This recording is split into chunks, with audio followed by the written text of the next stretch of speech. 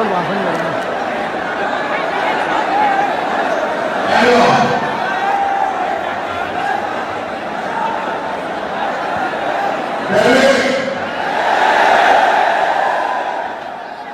अपनी बात को शुरू करते हुए बहुजन समाज में सभी जाति धर्मों में करने सभी संतों को महापुरुषों को नमन करता। हमारे साथियों, आज देश के कोने-कोने में चलते आए बहुजन समाज के बहादुर योद्धाओं इस मंच पर उपस्थित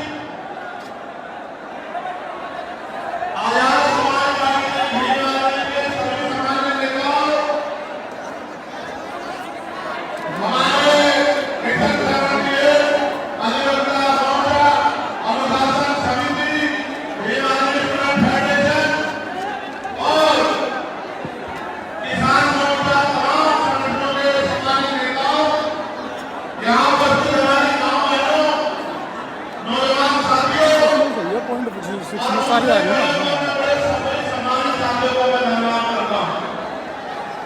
आप जानते हो कि मैं आपसे हूं, आप जानते हो कि मैं जो कुछ भी हूं आपसे हूं। मैं कभी आपसे बड़ा नहीं हो सकता। आप मेरे लिए हमेशा कहती जितना सम्मान मैं उन पर रखे हुए करता हूं उससे ज्यादा सम्मान मैं आपका करता हूं। लेकिन मैं आपसे भी उम्मीद करता हूं,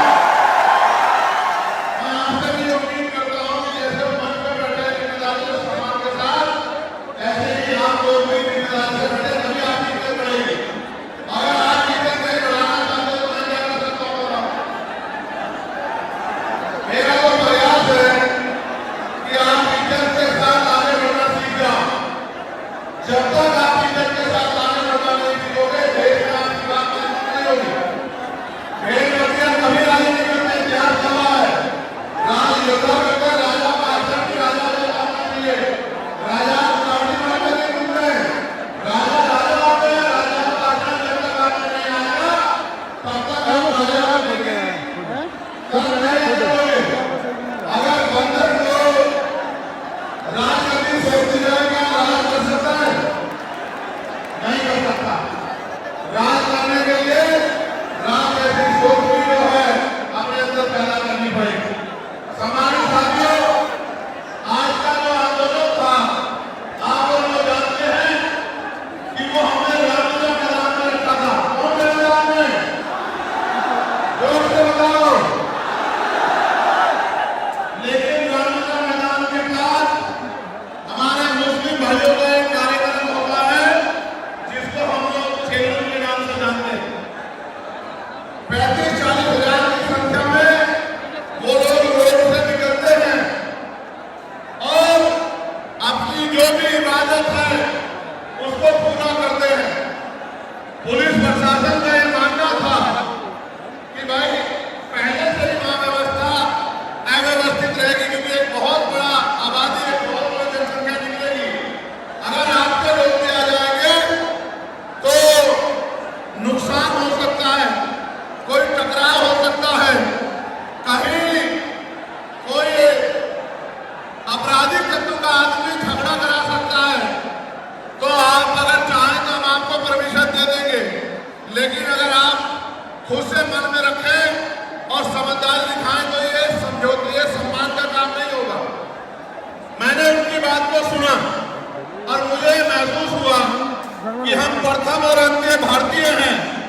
हमारी भी भारत के प्रति उतनी जिम्मेदारी है जितनी की दूसरे व्यक्ति की है। हम भी अपने देश को आगे बढ़ाना चाहते हैं। देश में भी जो हाशिए पे लोग हैं उनको आगे बढ़ाना चाहते हैं। तो हमें किसी भी तरह के व्यवस्था में ना जाके अपने प्रोग्राम को कहीं और करना चाहिए। मैं जानता हूं कि जितने लोग अंदर हैं उससे 10 गुना लोग बाहर हैं, ग्राउंड में हैं।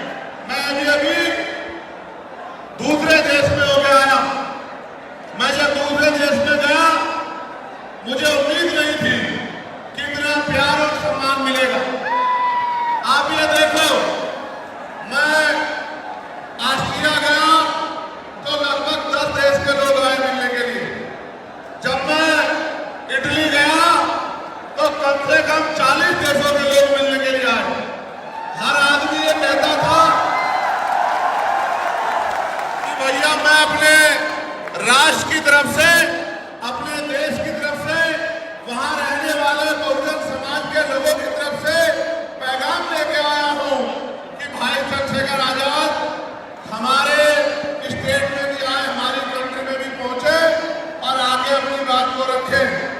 मैंने उनको कहा कि मैं आपके बीच भविष्य में आऊंगा, लेकिन अभी 11 तारीख को हमारी रैली है, लाखों की संख्या में हमारे लोग वहां पहुंचेंगे, तो मुझे पहले उनके बीच पहुंचना है, उसके बाद मैं समय निकाल के आऊंगा।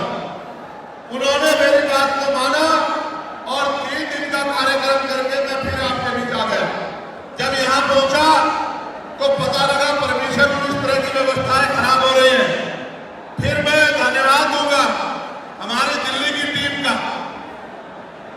भाई हिमांशु जी का, भाई महेश जी का, उनके सभी साथियों का, जैन साहब का, कसाना जी का, जिन्होंने, समीर भाई का, जिन्होंने दिन रात एक कर दिया और इस परमिशन को करा के सीपी सिंह जी का कितना बढ़िया प्रोग्राम आप सब लोग ने आयोजित किया।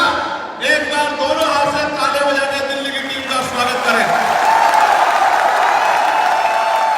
जब मैं दिल्ली का धन्यवाद कर रहा हूं तो देश भर में जहां से सबसे बड़ी ताकत हमें मिली है, मैं उत्तर प्रदेश की भी पूरी टीम का धन्यवाद करना चाहता हूं।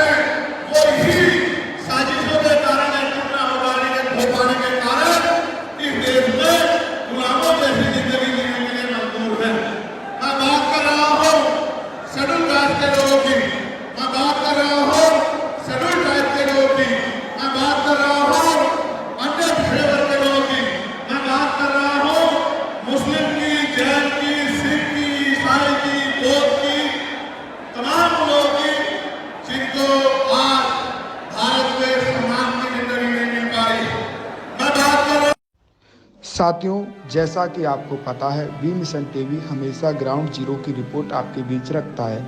अगर आपको हमारा काम पसंद आता है तो बी मिशन टीवी को आर्थिक मदद करें, जिससे कि हम यूं ही निरंतर ग्राउंड लेवल पर काम करते रहें। स्क्रीन पर दिख रहे QR कोड को स्कैन करें और अपने दान की राशि बी मिशन टीवी के खाते में भेजें।